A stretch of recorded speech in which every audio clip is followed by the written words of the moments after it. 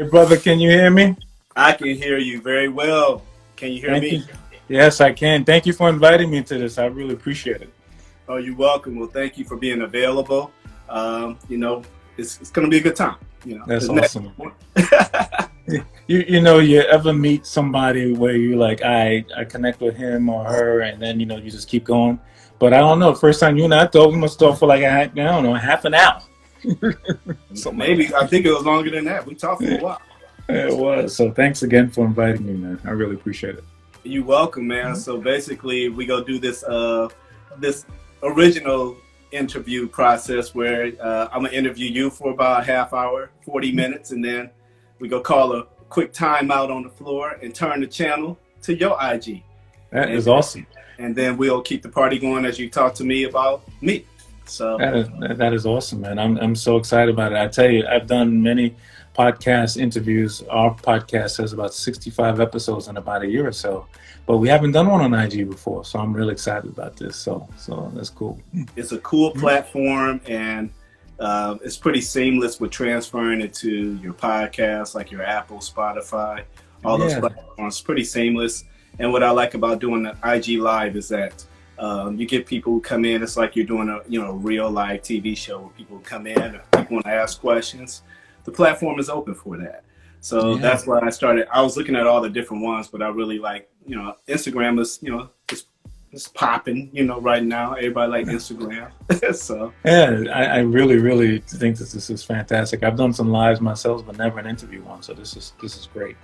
okay, well, I'm going to do a quick intro, and then we just going to get to it. Sounds good? Sounds fantastic. All right. Well, thank you all for watching, for listening to RDC Speak Life Sessions. My name is Rodney. I am the host and creator of the show. Make sure you follow, subscribe on Apple Spotify, Google, Anchor, all those podcast platforms. Make sure you rate the podcast. Please rate it. A brother needs some ratings. So please rate the podcast. Today I have a very special guest with me. He is a content creator. He is a playwright. He is somebody that I wanted to bring on my show because, one, he is an incredible podcast host as well. Creativity Cocktail is the name of his podcast, so make sure you go out and subscribe to that. We're doing a special interview today where we're going to be on my IG for about 35 minutes, and then we're going to turn the channel. Hello, Fabian. How you doing? What's up? What's up in Kingston, Mom? I've been to Kingston. I've been there. I've been to Kingston. But Well, I'm a Jamaican myself, there, brother. So oh, there you go. I was born in Jamaica. Oh, look at that. Beautiful. And we're going to turn the channel at about 7:35 Eastern, 4:35 Pacific, and go over to Winston A. Wilson's IG. So be ready to follow us as we continue this interview. So, Winston, what's up, brother, man? Thank you for coming to the show, man. Thank you, everyone that's out there. I really appreciate being part of this. I tell you, these days, brothers getting together and talking about what's going on in the world is such an important thing. There's no doubt about it. Every moment we can share with each other about how we feeling and how we're helping is Yes. so amazing and so needed these days. There's no doubt. Man, well, I'm just glad to have you as a guest. This is going to be a great time where I think, people are going to be encouraged. They're going to be motivated to go out and do something. So that's what it's about. Also want to highlight this show. This shirt is I Act. My friend, he's an artist, a musician, singer, and he's an actor in the Cleveland area. He has his own clothing line, the Alvin Fraser collection. So I am representing his shirt today. So somebody says, when you get a chance, please post the names of both your podcasts. I will post mine during my my interview with Winston. Well, actually, I'll make sure I get it in there while Winston is talking. Put it like that, and Okay. then we'll get the Creativity Cocktail. So, Yes. Winston, what's happening in Atlanta right now, man? We know what's happening in LA. We're having a huge explosion again with COVID. So, how you guys doing? Well, I tell you, I love Atlanta. When I left from New York way back when, it was the only city that I wanted to live and to be part of. And so Uh-huh. I've been here since a little bit around the Olympics way back when. But I tell you, lately, with all the things that are swirling around us, it's been interesting. It really has been, you know. I tell you, I was one of those people who were like bitching at people. I don't know if that's too intense of a word, but when I would see, when I was walking around about a month or so ago, and there was people like not wearing a mask, I was like, "Yo, what's up?" You ain't wearing- like it ain't about you, it's about me. Like I don't know. Like I don't know whether COVID is real or not. There's a lot of debate about all that, but I know people. I'm telling you, I know a couple of people who had it, and a person that I worked with who passed from it. Yes. So I'm like, dude, take care of yourself, and I think that there's so many factors for that, right? People politicize mask and politicize coronavirus. I think, and I don't want to be too overly blunt, but I will. I think once it was found out that it was a lot of us, African American Black people, who were being affected by it, I think a lot of people were like, yo, it ain't that big a deal. And then I think that's what started the spike. And here, in Georgia itself, Georgia's a very red state for the most part. Even though it's turning purple, I'm so praying that it is. But I think a lot of that is starting to hit home. I love the city. We got so many creatives that are here. The Creativity Cocktail, we've got people on here that are from all over the world that live in Atlanta or have been around Atlanta. It's such a great place for creatives to be. And I tell you, it sucks that it's going on. I tell you, it really is. Yes. And I'm hoping that, and I don't know if people watch the news lately, but there's like a war between the mayor of Atlanta and the governor of Georgia. And I felt so great today when Andrew Cuomo, who is, in my opinion, the president of the United States right now. so when he reached out to Keisha Lance Bottoms and was like, "Hey, what you need? Yeah, I got your back." that's real. And I tell you, I've been to LA many times. I used to have an office back in the day. I used to spend some time out in Moorpark, California. Yeah. I love LA. I love the whole California region. At this time, for the last 3 years, I've spent time in San Diego at Comic-Con. I'm a big Comic-Con person. Yes. And so this year, I don't know, I'm feeling weird that I'm not, because I wanted to make it like a thing, like my annual thing that I would do. Yeah. And Comic-Con is not happening for the first time in 50 years this year. I think it's going to be online. Yeah, online, yeah. In your and I opinion, it's not happening. It's not this. It's not this. I mean, I love being online, obviously, but it's just not the same thing as walking the halls and being part of that. And going to California. California is a phenomenal place to be and to see. San Diego is amazing. Last year we went, and when we went out there, we took an Amtrak from San Diego out to LA. A whole day trip, and spent some time up in Sunset Boulevard, Hollywood Boulevard, that kind of thing. My family has never seen those areas, so I took them up there to check it out. Yeah. And it was a great time, I tell you. So all of us, I love LA, and I'm hoping that Atlanta, we get our act together. That we in the United States, we just get our act together. Let's put on your mask, man. It's like,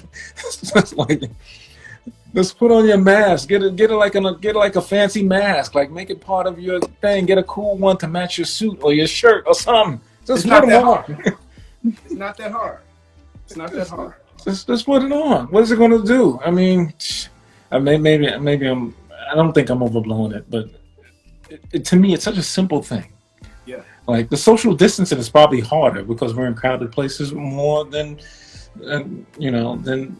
it's harder to like really avoid people without really, it's harder.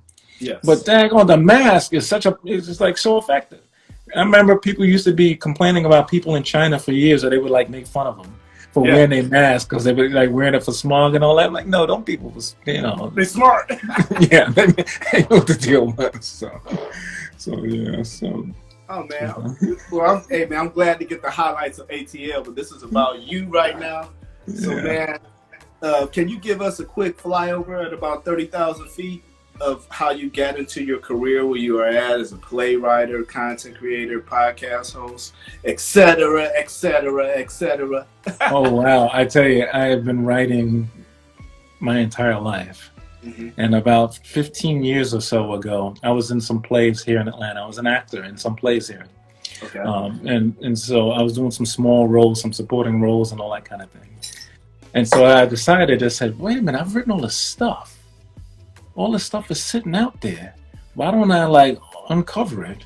Yeah. And like start to write some of this stuff or see what happened with it. And I tell you, once I did that, my eyes opened big. Because I've been writing for as long as I've been able to write, I've been writing something.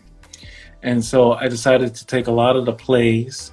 I really wanted to understand the structure of plays a little bit, so I spent some time trying to understand that. Yes.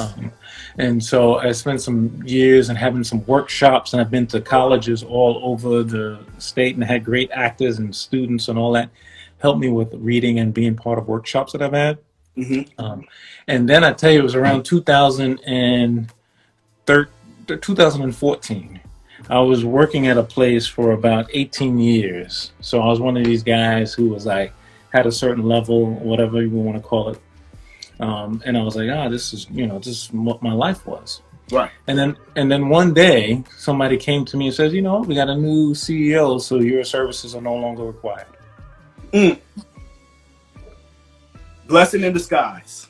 Yes. And so I remember saying to myself, shoot, it was a surprise because, I had a great performing team. I got a great severance from whatever I was doing. I was like, well, shoot, I'm going to uncover all of this stuff. Yes. And at the same time, I decided to take a faith journey that I've always been I was kind of leaning towards for a while. And I decided to lean into my faith life. And so those two things connected at the same time. And this stuff started happening. Yes. I started having bigger readings. My readings went from just some people in my basement to, to dozens and hundreds of people at colleges and at theaters over here all around Atlanta. Then some people who were in the entertainment world here in Atlanta said, well, shoot, you know all this stuff about business. So can you help me about what I'm trying to do with my own business? So it's like started to synergize. My life started to come together in this really amazing way. And I tell you, at a certain point, I didn't wait for anyone to say, hey, well, now you've done all these workshops. Now you're ready to go. Now you need to put your stuff on stage. I just did it. I just funded it, did everything. Not only did I write it, but I produced it. I directed it. I marketed it. I did everything in the world to do it. I got it in newspapers. I got it on, podcasts was sort of a new thing relatively then. And yes. So I did all of these things and I started to produce everything that I could. So I learned so much about my capacity as a creative in that regard. And so I tell creatives all the time, like, you ain't gonna really know what you can do until you start doing it. That's true. If you wait for somebody to say, hey, now we think you dope enough, now you can be down. You might be waiting for a minute. so a very long time you could be waiting for. That's right. You should say, hey, and if it's not great, then it's not great. You know what? Who cares? Can I jump in real quick? Sure. I love what you said though, as far as how when you created your content, you was like, I'm not waiting on somebody to back it. I'm not waiting on any of this. I'm using my own money, my own resources, because I believe in this. So I'm putting it out there. I'm a firm believer that nobody should be held responsible for making sure your dreams come to pass. It's right. Our dreams. It's not their dream. If they want to come on for the ride, fine, join us. But we're not going to sit here and wait for you to decide to support something I'm doing in order to make it happen. I love that. And the second thing I wanted to say, when you said it wasn't great, to me, I think as an artist, we should never criticize our work and say it wasn't great, whatever, because it's art. Some paintings, you'll look at it, just think, when, people draw their little paintings and put it together, they may look at it and think it's horrible. Next somebody else look at it like, I want that.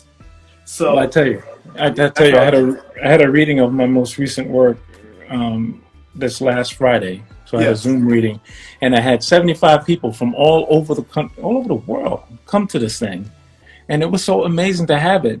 And it was based on my life growing up in New York, and it was about people recovering from a virus, right? So we can kind of understand where that was coming from. Yeah. And you know, they were at a nightclub after a virus is passed, and the feedback I received was so amazing. People were like, oh my gosh, this is great. I had people from the New York theater scene who was on the call. They were on the call, right. And it was so interesting because I had people from other parts of the country. And they were like, dude, that was so fast for me. It was going too fast. that was their feedback. And in my opinion, it wasn't going fast enough because with Zoom, you got to kind of take your time. You know, you can't do like how you do it on stage where you bam, bam, bam at somebody. You know, you got to make sure that the bandwidth of somebody's thing makes it cohesive. Yes. And so it was great. I got all this feedback, and this one person was like, "Damn, you know. Your stuff is so amazing, but you were so quick. It's so quick." I was like, dude, this is New York. These people are recovering from a virus. And these are friends. Like if you grew up with somebody for 10, 15 years or your whole life, the way you talk to them is different than when you talk to somebody you just met. Yes. And so it came out that way. But yes, you're right. And I'd say when I've had all those readings, one thing I always would tell people in their readings is that 95% of whatever feedback you get, it ain't real. Don't even try to take it in. Right. It's not a real thing. Just take 5% of what you say and say, maybe that's something I can tweak. But the rest of it is just people giving their thoughts about stuff. So, you know, we gotta say what's up to Natalie because she is the incredible woman who connected us. Yes. The superwoman walking around, gosh. You know, who connected us. Who I forgot. Wonder Woman has a twin sister. I can't remember the twin sister's name right now, but that's Natalie. You know, I tell you.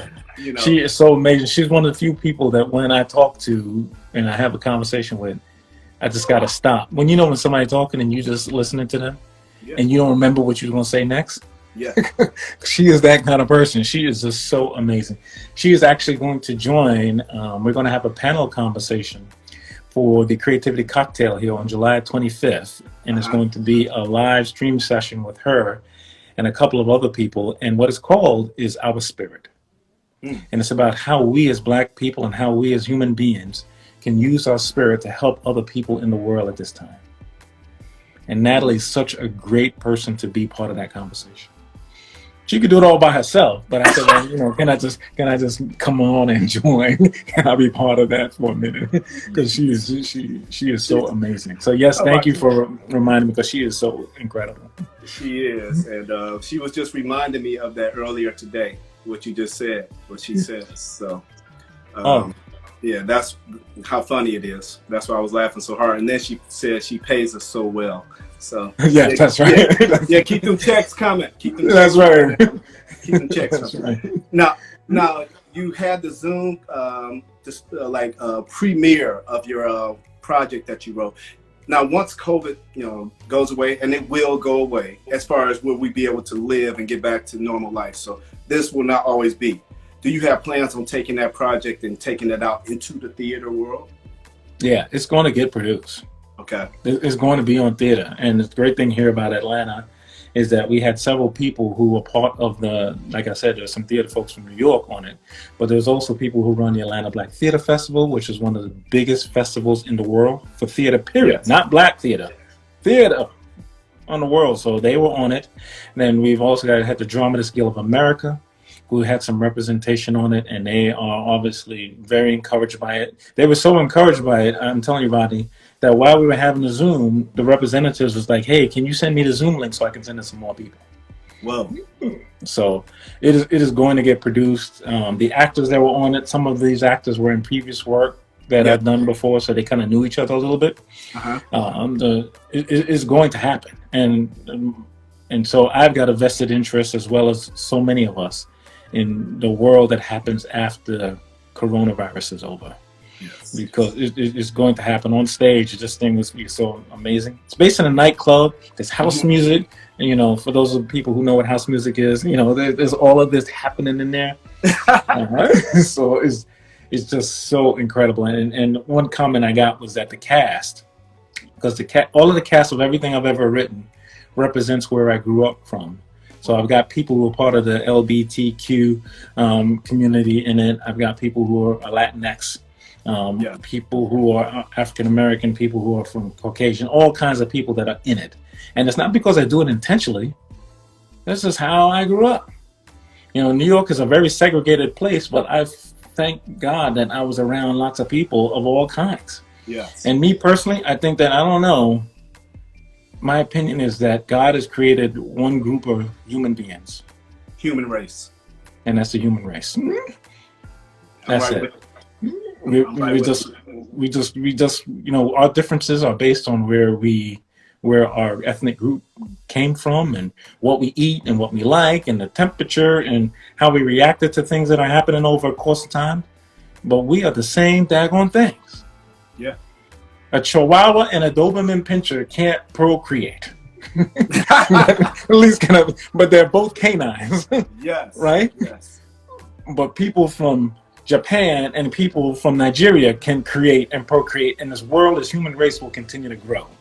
Yes. I know that's kind of a super simplified analogy, but that's how I feel. Brother, in reality, it is simple. We Yes. have complicated it. You know, human beings have complicated it. That's correct. It really is. And you know, I'm reading this book right now called Rare Earth. And it's about the fact that complex life like ours, is probably uncommon in the universe. Right? Because, you know, I love science fiction. So I'm thinking that there's Klingons and Kardashians and all these people all over the world, all over the universe. But what it's sharing is that the complexity of human life and how we got here is much more complicated than we think it is. I think we sometimes just think we just showed up here, and because we X amount of miles from the sun, then hence there's going to be human beings. Yeah. There's millions and millions of reasons why we are here. That had to happen for us to be here on this small globe at this time. Right. And so I'm 100% believer that there is life in the universe, but life like us, I think that God put us here.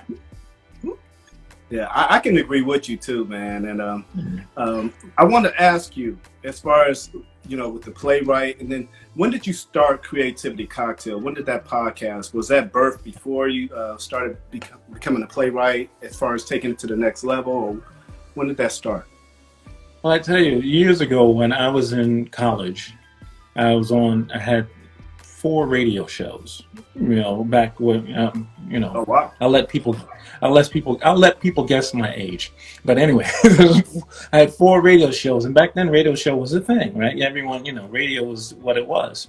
Yes. And then I remember I was having so many of these readings about what I considered a creative lifestyle, and by how each one of us had a creative spirit within us, that one day it dawned on me. I was like, this path that I'm on, tells me that there's so many more creatives than are just even what I'm writing about. Yes. And then I started to see people that I knew were creative that weren't here anymore. Whether it was to violence or to suicide or to things that were really breaking my heart. And I was saying to myself, we gotta stop it. Every single one of us needs to be creative. And I said, why don't we what if I created a platform with some dope people from all over the world who just shared, hey, the way that I got through this time in life was by being creative and finding that creative place for themselves. And could it prevent someone who is depressed or having anxiety or don't know what to do? Could it prevent them or allow them to give them a different path? Because, you know, they got to go to, you know, they could go to therapy and have support groups and all those things. But I think that creativity is another way. Man, I am laughing so hard because Natalie, she's probably laughing right now too. This is a sidebar. I won't even get into it, but she knows exactly why I'm laughing right now. But keep going. Because it's like, it's ironic what you're saying right now. Just keep going. I appreciate it, you know, and I said, podcast to me wasn't a thing to just have a podcast. It was like the voices of other people who are creative on this planet Earth need to be shared. Yeah. And like I was listening to one of your podcasts where you were talking about, hey, you got people from all over the world. You was giving shout outs to Ireland and to other places. Yeah. And that's the same thing that's happened with Creativity Cocktail. I love it. We had our first international guest a couple of weeks ago from Bermuda. And that thing we had people from all over the planet Earth just listening to that. And I'm saying to myself, my gosh, this is not a movement like like sometimes I think movement gets used too much Yes. about it. But this is just who we are. God has created us to be creative. People Yeah. who are, I think sometimes they're trying to put this effort on us as humans to put each other in boxes. Yes. To say, well, if you are over here, if you do this kind of work, if you're a scientist and you're a scientist, you're not a creative. That sounds so stupid to me. Have you ever met a scientist? Those people have to they are creative. There's no doubt about it. Yeah, man, all you gotta do is look around these beautiful cities we live in. That's creativity everywhere, just to create what we live in. There's no doubt about it. So I believe you produce with a purpose. That's what I believe. Produce with a purpose. So with that in mind, like as far as what's your favorite type of story do you like to tell being a playwright? Ooh. Wow, good question. My favorite story to consume. Okay. I'm going to answer it two ways. My favorite story to consume is science fiction. I love science fiction of all types and of all kinds, whether it's in, it's hard to do in a play, but, of any kind of genre. My favorite type to create, and even when I've written things and from other genres, they all seem to come back to being drama. Like if it's a genre, there's supposed to be something else. Then like it ends up being a drama because I think that's kind of how my mind works when it comes to writing things. And I there's humor that comes inside of it. I think the hardest thing to write, in my opinion, is humor. Like you write something, people have said the work that I've written is got comedic parts to it, and there's funny things in every single thing I've written. But I've never been able to say I'm writing a comedy. I've never been able to sit down and say that. I'm telling you, I've never been able to do that. And the one that I have the least excitement of, and one day I'll get over this. This is just my own issue. Is horror. Horror is just. I just have such a high watermark for horror. Okay. You gotta be like, I'm sure you've seen those kind of horror movies. You're like, why am I looking at this? Why am I here? Why am I dealing with this? It's only so far I go when I watch horror movies. Like, I can watch some Freddy Krueger and Jason stuff because I know that's not real. But when I see some other stuff, I'd be like, oh, I don't know if I need to be watching certain shows. So I'm like, are they a little crazy over there? I don't know. I remember all night. I remember as part of an anthology group here, we were a bunch of filmmakers that were getting together and we were writing like this anthology series, and no one wanted to write the horror. And so guess who was assigned to write the horror? Short. So it was myself, and I tell you, it was good, but it was different kind of horror. It wasn't scare jump horror. Where you go in a room and there's some eerie music that plays and all of a sudden boom, something happens. That's not great horror to me. Yeah. Horror to me is like thinking man horror. Like what? What do you mean? Like something that's underneath the surface of the world horror. Yes. Something we thought was okay and it's really horrific. Yes. That's why on one of my podcasts I was talking to someone, they were talking about Get Out, which was kind of an under the scene, under the surface kind of horror thing. Yes, it was. Yes, versus a jump in your face kind of thing.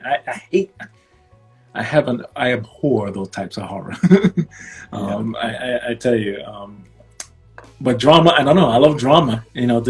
If I was, there was still soap operas like they were back in the day. I don't know. I'd probably gravitate to one of those kind of things because I really enjoy that kind of world.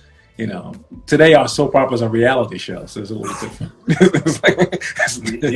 That's a good point. That really is. It's a different thing. So, what advice would you give to someone who has a desire or a gift to be a playwright?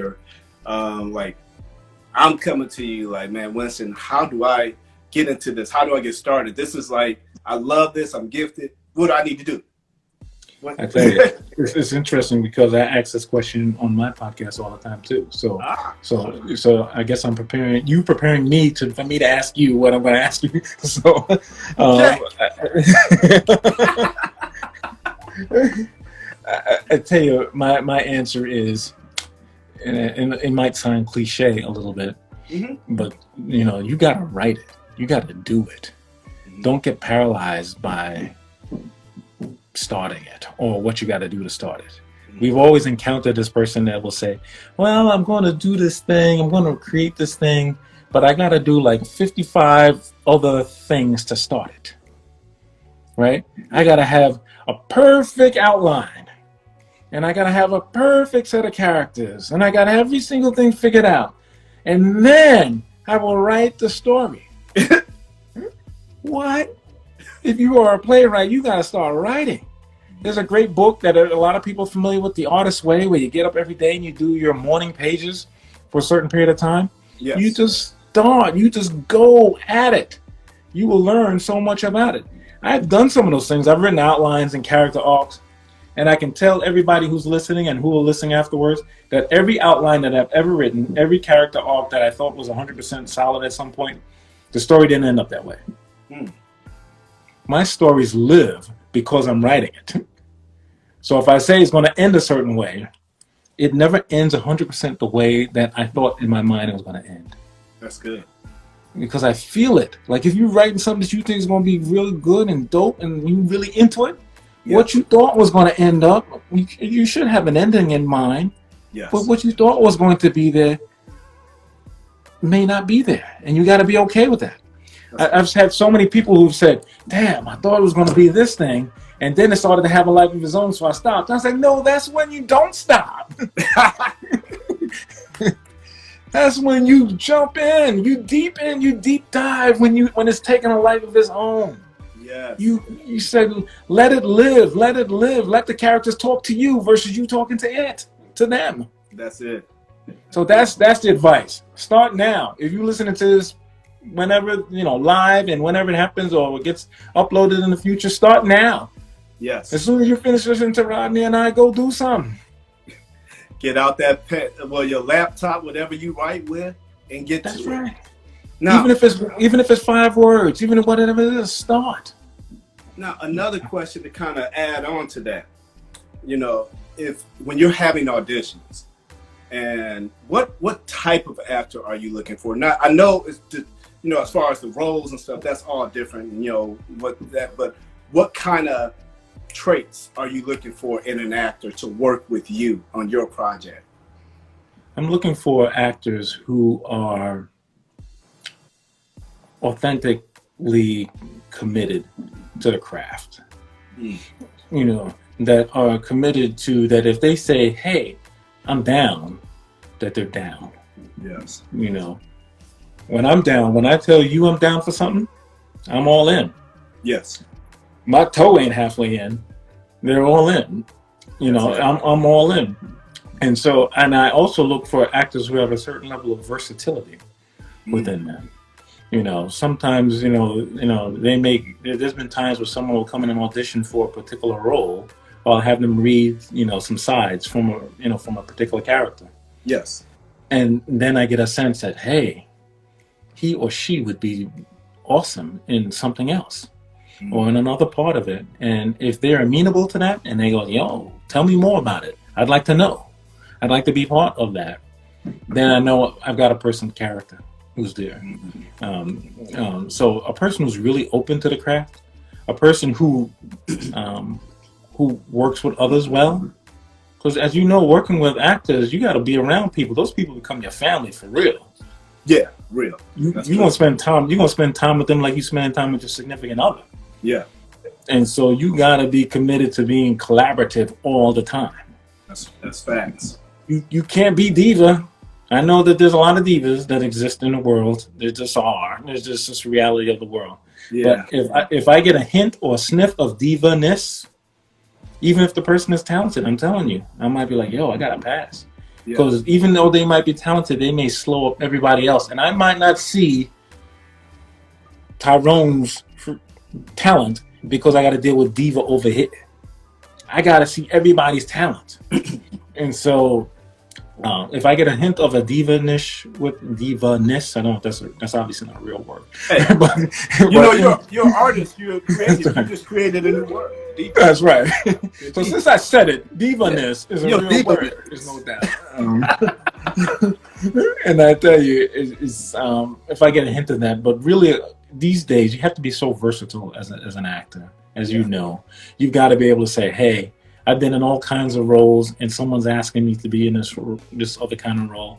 I've had roles where I've asked someone to be part of a community that they may not be comfortable with. Yes. Right? So if they're not comfortable with a certain group for whatever reason, it ain't got nothing to do with being an actor as far as I'm concerned.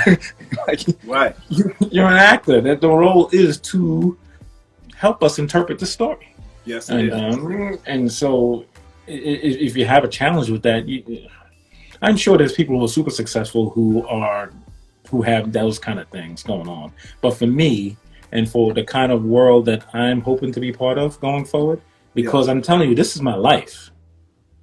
Yes, it is. Until I can't write anymore, until my hand can't move or I can't type, and I'm so glad that there's now dictation where I can actually talk to computers. Until that day happens, this is all I'm going to be doing. It's writing and producing and putting work out there. That's it. That's my life. And probably the other slice of the pie of my life is that at a certain point is to help other people by doing that in some kind of academic setting. And that's it. That's it. I think the commitment that people have to have, and I heard this on one of your podcasts, so I'm so sorry to be plagiarizing this brother who shared this. But he shared that if you got a 9 to 5, you got a 9 to 5, you got a 6 to 10, you got to do the 6 to 10. And in my case, that's right, Tyrone. And in my case, it's like a 6 to 12.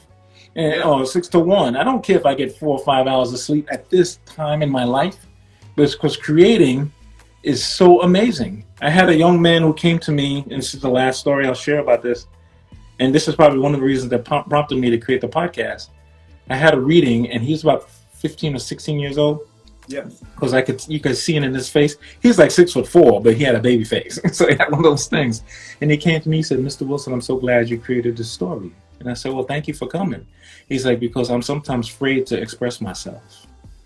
And I'm saying to myself, you are 6'4", and you probably weigh 275 pounds, and you are afraid to express yourself. And he's like, I'm so serious, sir. I'm so glad you did this, because now I feel like I'll express myself more. I was like, Rodney, when I heard that, I was like, that's it. This is the life. It's over. Sometimes people wait for accolades and awards and all that other kind of thing. That young man who said that to me, that was it. That was the only award I need for the rest of my life. Mm-hmm. But we do know more are coming your way. Thank you. Thank you so much, we're about 3 minutes left before we switch channels. And I wanted to state that Chris Bow, he said that this has helped him out in the short time that we've been doing this today. So thank you. Really appreciate it. And also, we're getting ready to turn the channel. We're getting ready to go over to, are we going to your personal IG or to Creativity Cocktail? Which one are we going to? We're going to Winston A. Wilson, and then Creativity Cocktail. Where everyone will see that edited and put on IG, TV, and all those places afterwards. Because I got to do some awesome editing so everybody in the world knows how dope Rodney Damon Collins is. Well, see, he got me speechless. It's hard to get me speechless, so he just did that. But what we're getting ready to do, everyone, we want to thank you guys for sitting in with us here. We're going to switch over to Winston A. Wilson's IG in about 2 minutes. We're going to shift over there, so you guys jump on, stay with us, because the conversation is going to get even more interesting. I want to thank you all for actually listening and watching RDC Speak Live Sessions.